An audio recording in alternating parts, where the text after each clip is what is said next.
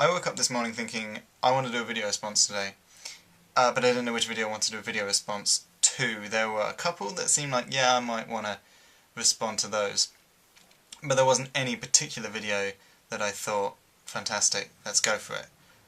And then I watched Wakeful Dream's video about what is reality, and fantastic, perfect video to do a video response to. So this video will be a video response to that video, and it'll come in 4 parts because I think there were 4 key points that she pressed on that I would like to respond to.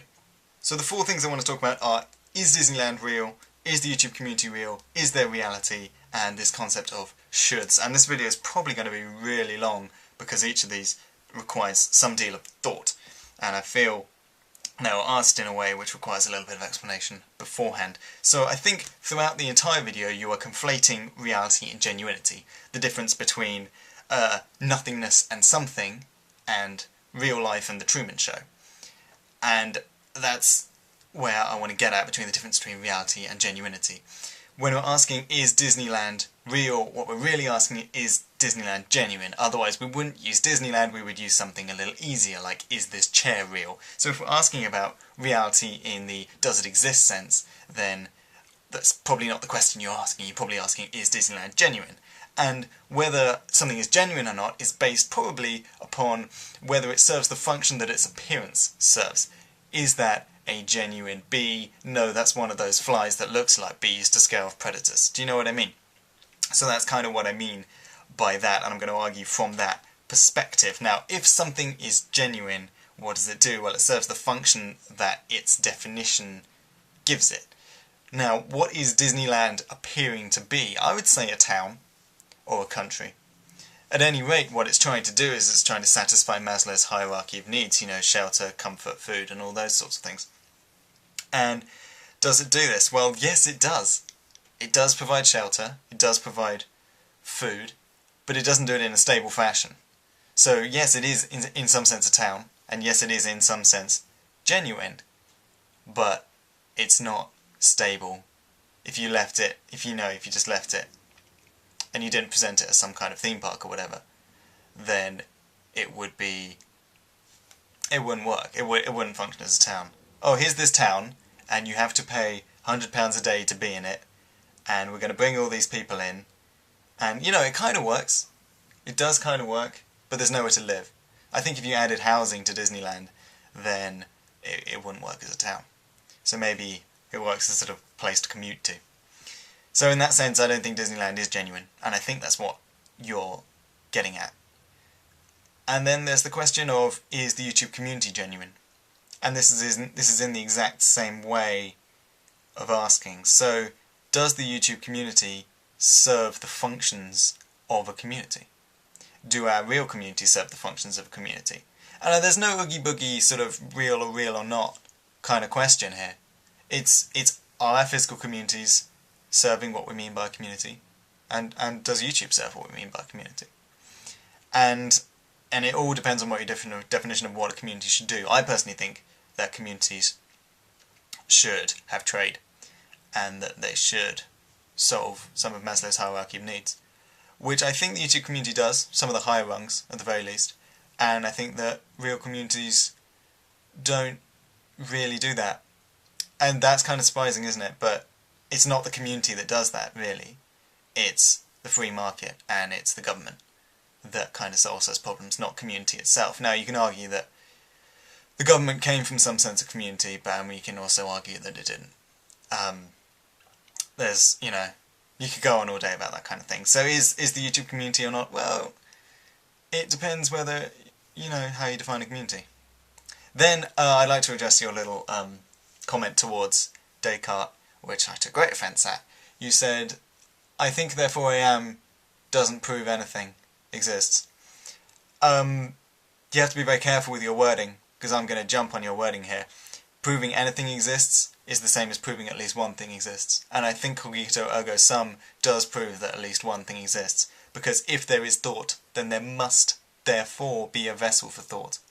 If something can arise from nothing, then saying there is nothing is meaningless, because it just means that the something is nothing, and the nothing is something. So you can't say that nothing exists without saying that something exists. So, therefore, if there is some kind of sense of consciousness, then there must be a vessel for that. And if there, if there's a vessel for that vessel, say a computer or whatever, and it goes on and on and on, then so be it. But you can't disprove that at least one thing exists. Even if even if you're some kind of solipsist that says that only their mind exists and nobody else's mind exists, it still works. So I think therefore I am is somewhat powerful. It doesn't prove individual things exist. I think therefore this battery exists doesn't work. But I think therefore at least one thing exists does indeed work. For the reasons that I said, like if there's a consciousness, then there can't not be a vessel for that consciousness. And if there is in some sense no vessel, then the consciousness itself has to be the reality. And we're even describing it. We're even describing the consciousness. So there is at least one thing. So that's that. So there is in some sense something there. There isn't nothing. Purely for that reason. I must say I'm an amateur philosopher, so so feel free to jump on me at any moment and disprove me.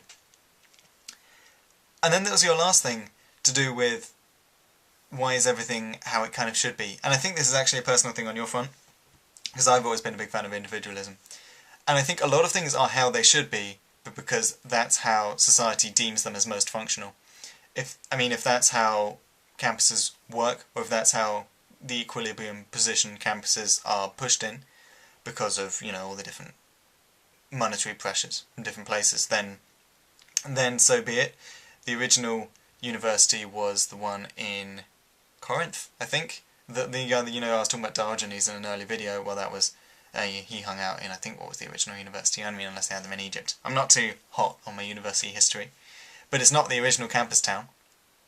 Definitely. And I think things are just the way they are because they were deemed dysfunctional. And some place saw that and copied the idea and blah blah blah. So all these ideas of should are really just sort of memes, in a way. And they could be broken. They could very easily be broken. I challenge any vlogger watching me to make a vlog exactly how vlogs shouldn't be made, or to make some kind of avant-garde vlog that still fulfills the function of vlogging, but does it in a way that's just so odd that you don't even know what's going on. So the should thing is definitely not a substantial question. As substantial as the is there reality question. If you feel that you're doing things in a way that is just because they should, then I think it's time you stepped up your iconoclasty, and it's time you stepped up your individualism. Because without individualism and without iconoclasm, then there's no progress.